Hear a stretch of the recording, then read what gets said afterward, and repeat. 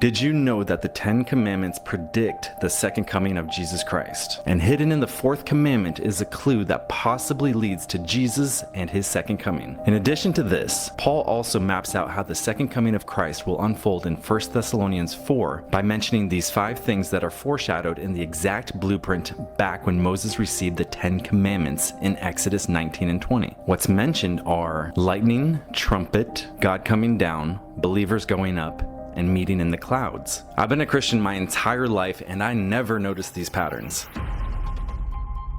We know that Moses said that God would raise up a prophet like unto me. We know that this is a prophecy of Jesus Christ. Moses is a type and shadow of Jesus Christ. So many of the things that Moses did in the Old Testament is a shadow of the reality we find in Jesus in the New Testament. So what you're about to see in Moses, it's only a shadow. It's a foreshadow of the coming reality of Jesus Christ. In Exodus 19, Moses was about to receive the 10 Commandments from God. Then it came to pass on the third day in the morning that there were thunders and lightnings and a thick cloud on the mountain, and the sound of the trumpet was so loud that all the people trembled. Then the Lord came down upon Mount Sinai, and the Lord called to Moses at the top of the mountain. So Moses went up. Did you catch that? Look at 1 Thessalonians 4, 16 through 17. For the Lord himself will come down from heaven with a loud command and the voice of the archangel and with the trumpet call of God. And the dead in Christ will rise first. After that,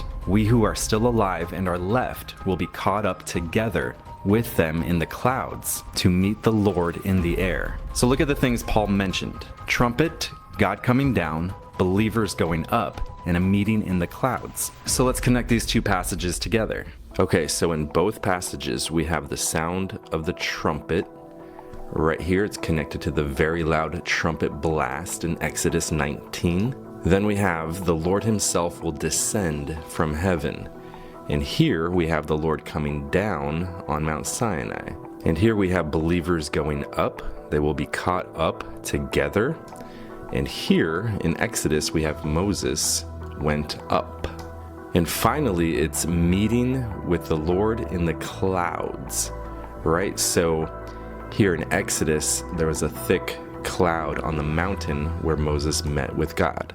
So another object mentioned is lightning. Now where do we see lightning in connection with the second coming? Matthew 24:27, for as lightning that comes from the east is visible in the west, so will be the coming of the Son of Man. Oh, would you look at that? Lightning in both accounts. Shocker. Literally shocker. Terrible. Okay, check this out. Moses came down the mountain 2 times, just like Jesus will come down from heaven 2 times. There's a clear parallel here. Let me explain. Remember the first time Moses got the 10 Commandments on the stone tablets? He came down and saw the people that had built this golden calf idol and were indulging in revelry. So Moses smashed the 10 Commandments in anger. Then Moses had to go back up the mountain a second time and get a new set of 10 Commandments. So watch this. The first time Moses came down the mountain was to a rebellious people. The second time Moses came down the mountain was to gather a covenant people. The first time Jesus came down from heaven was to a rebellious people. The second time Jesus will come down from heaven is to gather a covenant people.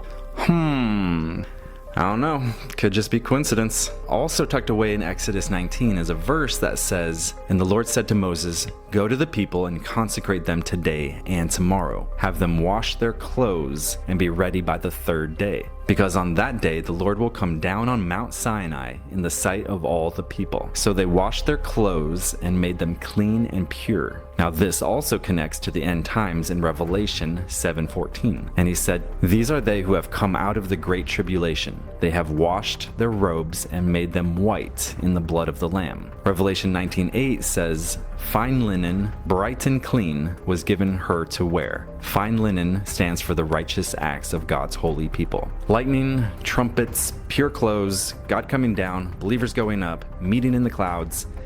There's too many parallels to ignore.